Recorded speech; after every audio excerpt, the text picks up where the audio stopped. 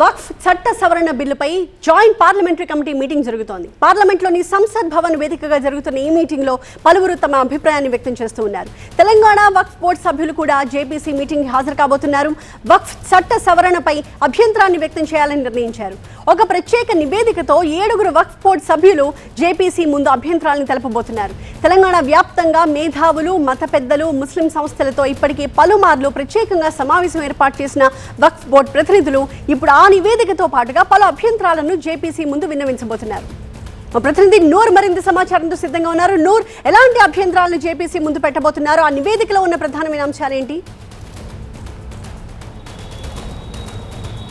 సవరణ చట్టం తెరపైకి వచ్చిన తర్వాత దేశవ్యాప్తంగా అనేక మంది ముస్లిం మత పెద్దలు ఈ బిల్లుని వ్యతిరేకిస్తూ వచ్చాయి. కానీ తెలంగాణలో చూసుకుంటే తెలంగాణ వ్యాప్తంగా ఇప్పటికే పలుమార్లు మత పెద్దలతో పాటు మేధావులు, రాజకీయ నాయకులు కూడా ప్రత్యేక సమావేశం ఏర్పాటు చేశారు. వాళ్ళందరితో బిల్లు పైన ఉన్న అభ్యంతరాలను కూడా వక్ఫ్ బోర్డు అయితే పూర్తిగా స్వీకరించింది. ఒక బిల్లు రూపంలో ఒక మొత్తం వాళ్ళ డేటా మొత్తం కలెక్ట్ చేసుకొని తెలంగాణకు సంబంధించిన వక్ఫ్ బోర్డు మెంబర్లు అందరూ కొద్దిసేపు క్రితమే హైదరాబాద్ నుంచి బయలుదేరిన పరిస్థితి. రేపు జేఏసీ ముందు వాళ్ళు మొత్తం తన అభ్యర్థులని జేఏసీ ముందు పెట్టనుంది.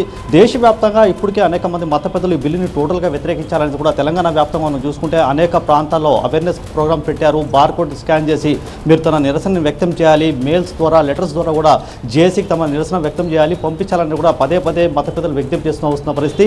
మనం దేశవ్యాప్తంగా చూసుకుంటే మొట్టమొదటిసారిగా తెలంగాణ వక్ఫ్ బోర్డే ఈ బిల్లుని టోటల్గా వ్యతిరేకిస్తూ వచ్చింది. దాంట్లో అసదుద్దీన్ ఓవైసీ కూడా ప్రత్యేకంగా మీటింగ్లో సమావేశంలో తను కూడా హాజరయ్యి ఈ బిల్లుని టోటల్గా వ్యతిరేకించాలి, ఇది మన ముస్లిం వ్యవస్థకి పెద్ద ప్రమాదంగా ఉన్నట్టు కూడా ఓవైసీ పలు సందర్భాల్లో చెప్పుకొచ్చిన పరిస్థితి. సాధారణంగా వక్ఫ్ అనేది ముస్లిం సంబంధించిన వ్యవహారాలే ఉంటాయి కాబట్టి దీనికి ఎలాంటి చట్ట సవరణ అవసరం లేదు. ఏదైనా మార్పులు చేర్పులు చేసుకోవాలంటే దానికి జ్యుడిషియల్ పవర్స్ ఇవ్వండి అనేది కూడా మత పెద్దలు ఒక నిర్ణయం అయితే తీసుకొచ్చిన పరిస్థితి. ఇదే మేరకు అంటే మత పెద్దలు ఏం చెప్తున్నారు, మేధావులు ఏం చెప్పారు అనేది మొత్తం ఒక నివేదిక రూపంలో తెలంగాణ వక్ఫ్ బోర్డు కొద్దిసేపు బయలుదేరిన పరిస్థితి.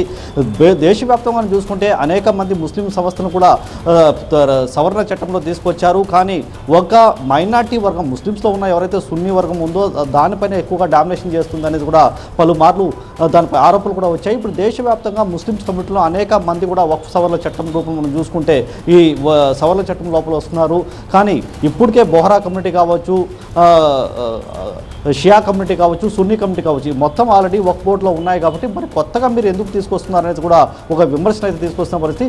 మొత్తంగా తెలంగాణ వ్యాప్తంగా అందరితో తన నిర్ణయాలు తీసుకున్న తర్వాత వక్ఫ్ బోర్డు అయితే ఒక ప్రత్యేక నివేదిక రూపంలో బయలుదేరింది.